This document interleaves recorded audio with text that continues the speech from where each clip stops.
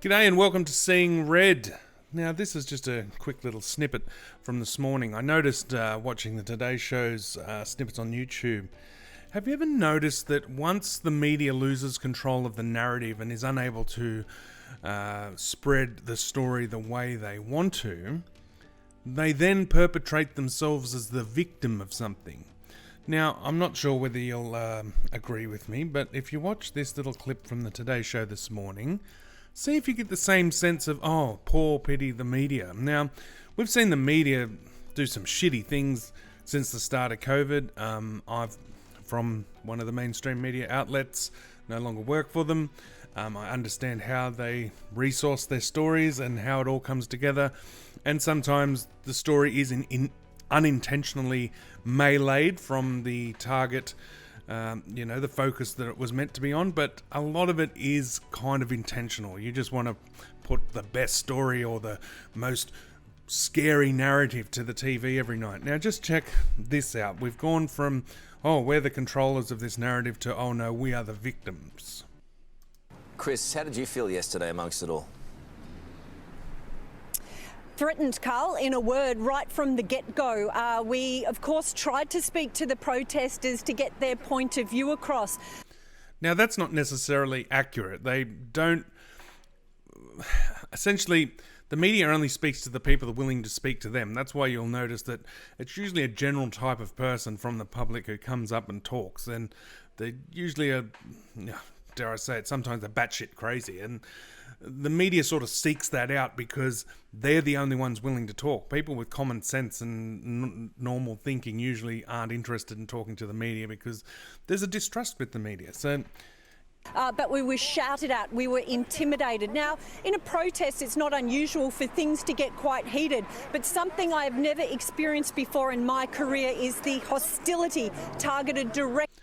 Now, this hostility, could it be that the mainstream media for the last few days has been portraying what looks to be a massive group of tradies who are very upset with the situation with the pandemic, but the media is portraying them as some kind of right-wing extreme group who've gone in there all guns blazing. Now, yes, there are idiots amongst the crowd. That happens at every protest.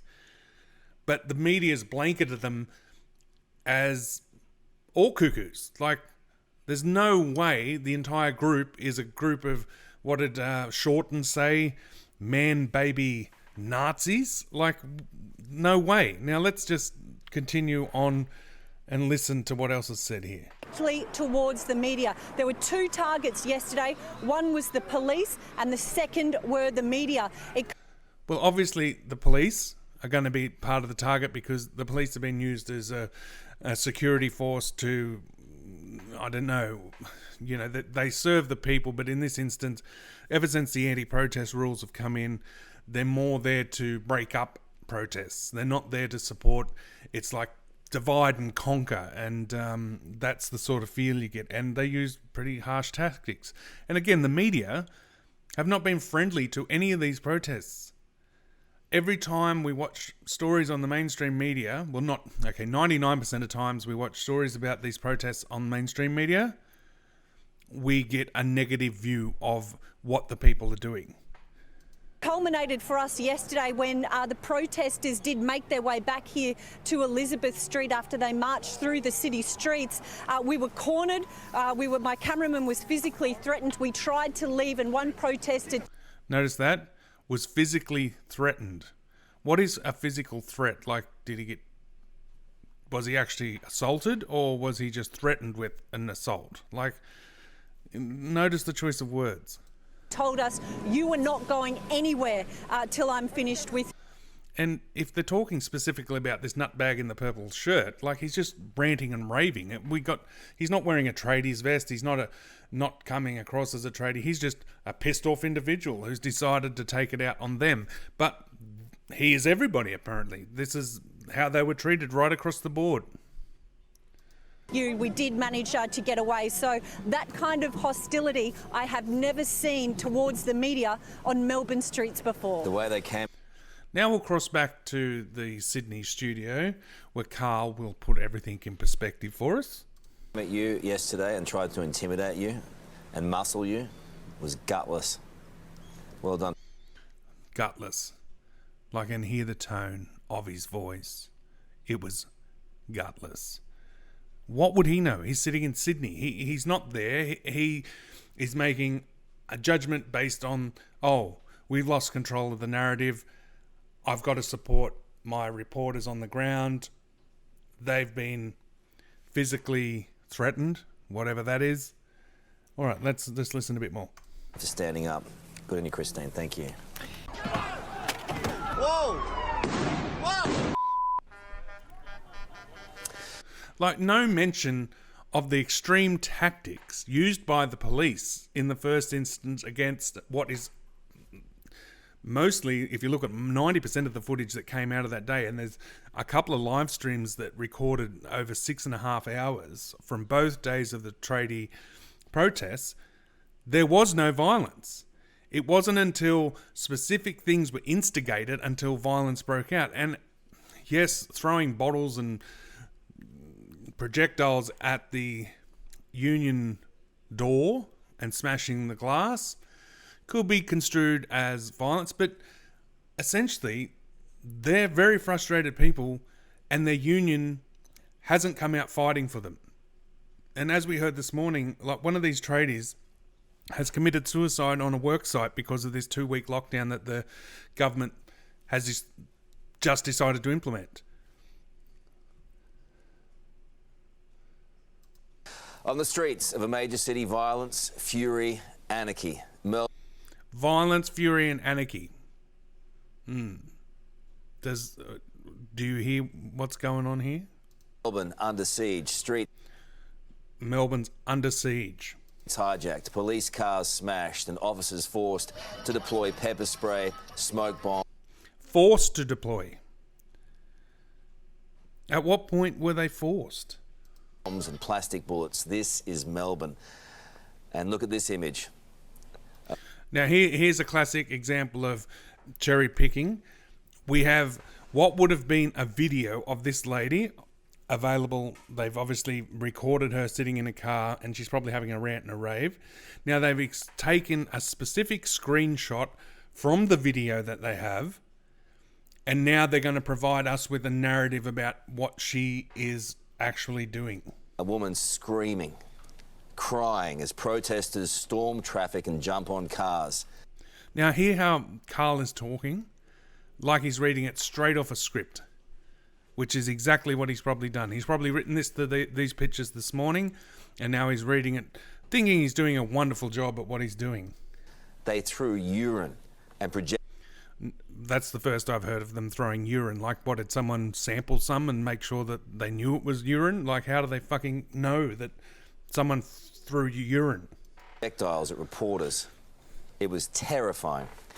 I'm joined now by Queensland Senator Matt Canavan and 9 News presenter Alicia Loxley. Alicia, to you first up. Now, in this little part of this snippet, and I'll stick with this, it's a bit longer than I wanted to go, but watch the variance in the media's narrative and Matt Canavan up in Queensland. Just listen to this play out.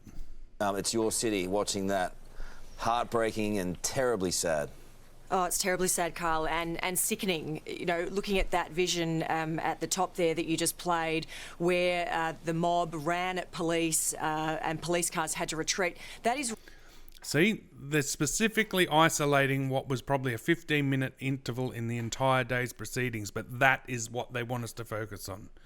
Not the fact that thousands of people protested without any dramas, without any violence, and that they did it according to what their rights should allow. But we'll just focus on the group that didn't do it the right way. Right next to the beautiful Carlton Gardens. It's the middle of school holidays. That's the vision.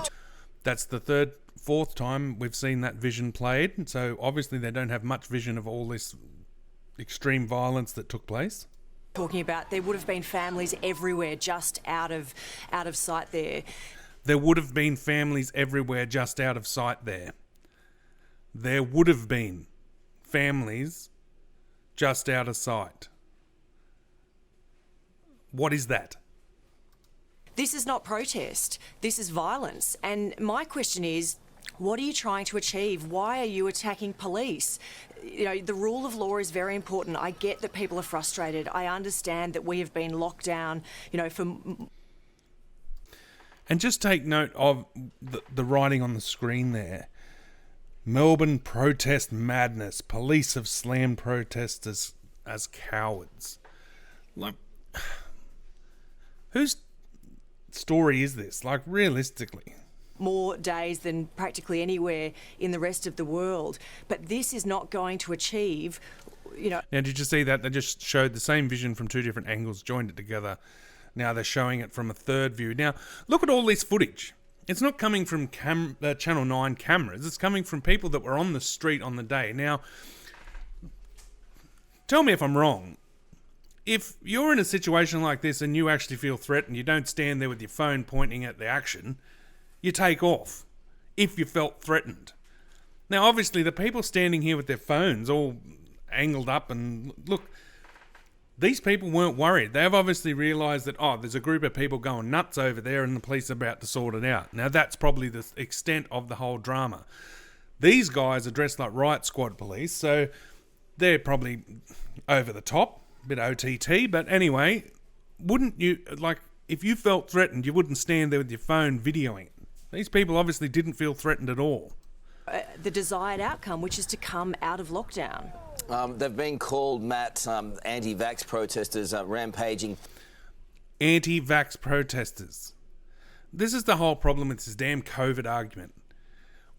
They're not going to mandate it because they can't. They know that there's too many facets of the community that just... I think Andrew said it yesterday when he mentioned that, oh, you can't sort of stop people going to a pub and making because they're not vaccinated when there's no rules in place to make sure that the barman serving them has had his vaccinations. Like, it wouldn't make sense. And there's a lot of grey areas around this. Now, New South Wales are attempting it. And let's look at the lawsuits that'll come from that. But just listen to the way the media gives these protesters a name. They try to put them into a class. They label them as anti-vaxxers. Well, yes, they are. They're anti-COVID vax for their job. They shouldn't be made get a vaccine to be able to go to their fucking workplace to do the job that they're employed to do. And all we're going to see from this is a massive amount of depression. People aren't going to put their bodies on the line for the greater good when this vaccine hasn't been proven. It only has conditional approval through the TGA, which means that it's still under research and that it's pretty much emergency use only. Yet the way they tell the story is that it's all ready to go and we're all good, and if you don't get it, you're just some subservient class of citizen that shouldn't be part of general society. Now, let's just see what Matt says about this. Thugs, Bill Shorten described them, as you would know, as man-baby Nazis. What words would you describe yesterday's protesters? Well, I support the workers, Carl. I support those workers that are peacefully protesting. I wish we could see Carl's face right now after that opening statement. Obviously, anyone engaging in violence should be condemned and should be arrested, but Bill Shorten's language yesterday was completely unnecessary and insightful. Now, if you notice, when it comes to editing for the news, you put the pictures together to create the most graphic imagery that you can. So you take as much of the best footage, what we call it, and you put it together to sell the story that the reporters or, you know, the hosts are trying to present. Now, if you notice the speed at which we're going from vision of marching police to rampaging protesters, then these wide shots of people actually just walking up the bridge. Now, it's to give you a sense, an overwhelming sense that, oh, there were so many people, but they're all bad. So many people, but they're all bad. And, yeah, that's why the pictures are playing the way they are in the background. Like, they're not going to stay on Matt's face because he's obviously not agreeing with the narrative, and they're going to keep playing the same vision over and over again. Clearly, these groups are not Nazis. It's amazing to me how many neo-Nazis apparently own CFMEU hoodies. There are obviously thousands of workers who have been put out on the street overnight by the Victorian government. They've just been sacked with very little justification. and this is what you get. And the division we are stoking now is much worse than the virus. We need to... That's exactly it. The division we are stoking right now is worse than the virus, because this will keep going and going and going. The virus will come and go and everyone will be vaccinated and we'll soon forget about it. But people won't forget how they were treated during this time. Now, as you can see the picture on the screen, a group of people around a black car, we have no context to what's going on in that micro environment right there. Is the car theirs? Has the person in the car, thrown some threats, made some accusations? Is it a police car undercover? We've got nothing. But what we're seeing out of context is this narrative being built that, the protest madness. Organisers have vowed to hold more events. Like, it's a scaremongering 101. Let people get back to work, end the lockdowns and get on with life. Otherwise, we're going to continue to see this. And I don't want our country going down this route. We're peaceful. See that? Same vision again. We're in the rinse and repeat role. The vision just before that was peaceful. Now we got the anarchy. Free country. Let's get back to this vision again. It sounds to me, Matt, almost like you're supporting what happened yesterday. Same vision. Well, I support people's right to peacefully protest. And the fact that these lockdowns... See, Carl had to have his say over the top. Of course, there was some... Matt supports peaceful protest, but Carl's like, no, this was not peaceful. Most of it was. Out of 6-7 hours of protesting, there was very little that wasn't peaceful. Engaged in violence, and they should be arrested. But there were thousands of others who didn't do that. And they deserve a right to protest bit of a in a free repeat on country. the But that's another chasing right the cop cars down the that's road. been Now look, it's only a group of taken 10 or away through 15 these people. You can't see the vision. Maybe 25. We're watching vision here of people in their cars being attacked. There's we're the watching marching police. being Now we're on thrown loop. See, we're at back to the start of the we're loop. watching innocent people caught up in a melee. Oh, we've added an extra vision. We've switched the vision up. I mean, that kind of it's stuff all the same is deplorable. 10 or 15 I'm not sure clips how you can't all joined together say that's unacceptable. to sell Carl's little story. Well, I have, Carl, and I do condemn that. But that's some vision that you're playing. There is other vision where there's just lots of people peacefully protesting. Now, how have we got to a situation in this country that for the last 18 months, or a big part of the last 18 months, people in a free country cannot protest? Now, surely we can find a way. We find a way for football games to happen. We find a way for other things to happen. We should find a way for people to be able to peacefully protest against their government, putting them out of a job and on the streets. Okay, now, you and I have a job. We earn a wage. That's great. But I feel for people who have been told they can't provide for their families, and they've been given no justifiable reason for it. They were just all sacked overnight on Monday night. There was a very bad... Just listen to Carl trying to interject his point. Matt's making perfect sense. We've had football games. We're going to have finals football. We're going to have all these sporting events that still go ahead during COVID. But people, the bread and butter people of the country, the workers, the guys who go out every day to earn their living, can't come together and protest their government kicking them out of their job because they've decided that the construction industry is where there's a COVID hotspot. We've had too many cases out of this construction industry. It's just a double standard, and you can just hear Carl just trying to get in over the top. To be fair, the construction industry in Victoria has worked through all of this. New South Wales have had months off. Alicia, what do you think? I mean, the spread of COVID was clear. See the division there? To be fair. To be fair about what? The New South Wales government makes the rules for New South Wales. The Victorian government makes the rules for Victoria. So he's comparing the New South Wales government's legislation about locking down construction before and Victoria being able to work right through it. Well, what's his point? He doesn't have one. It was yesterday, and Dan Andrews didn't talk yesterday. Maybe that was strategic. I'm not sure why. Was that a mistake, do you think? It's interesting. I did wonder... You can see she's clutching... She's had to think about this for a while, but let's just see what she says. Why the Premier by the afternoon had not come out and spoken. So Tim Pallas did do the media rounds in the afternoon as this was unfolding. Perhaps he feels that might just stoke the violence even further. Yeah. And see that she didn't say anything about security. She stated it might stoke more controversy or violence from the protesters. And Carl goes, it could be a security thing. What, do you think the tradies are waiting to stone him to death or something? Like, what evidence? They're just making accusations, speculation. Like, we can all sit at home and speculate. These guys are at the front and centre of our vision day in, day out. And just listen to the shit they're spewing forth. But look, what has unfolded here shows that it has been mismanaged.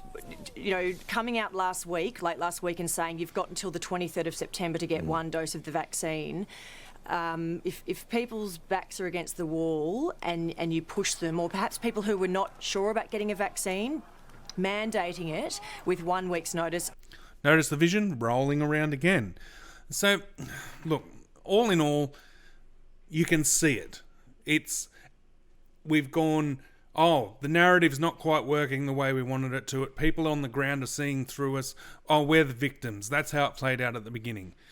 They try to get people on the show who support their narrative, the way they want people to perceive this 99% non-violent protest by tradies looking out for themselves and their employment.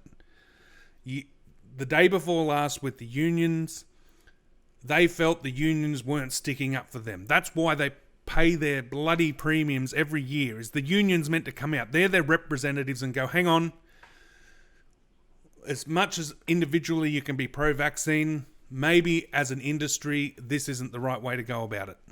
And to what ends? Like, we're talking, I think, 130 cases since the pandemic started have come out of the construction industry. That's not really groundbreaking numbers. There's been more numbers through bungled quarantine setups by the government themselves. But anyway, the point is, as soon as the media doesn't get their way, they start spewing a new, look, you got to listen to us. Look at this vision. This is how it is. This is how it is. Now, some people who can think for themselves out there can probably see straight through this, but a lot of people don't. Every afternoon they come home, they watch the news, and this is what they believe. They get up in the morning, this is what they see, this is what they believe. They go to work listening to it on the radio. Like, half the radio stations are owned by the same companies that are spewing this shit on TV. So they're, of course, going to re-spew that shit on the radio. Now, they're listening to this day in, day out. No wonder people aren't willing to ask questions, because anyone who doesn't think for themselves and likes the media to tell them how to think, well, that's it. And on a side note, who did Prime Minister Scott Morrison just visit in the US? I'll leave that one for you to go and research. But anyway, that's it for this episode. If it hasn't made you see red, I don't know what will. Like and subscribe.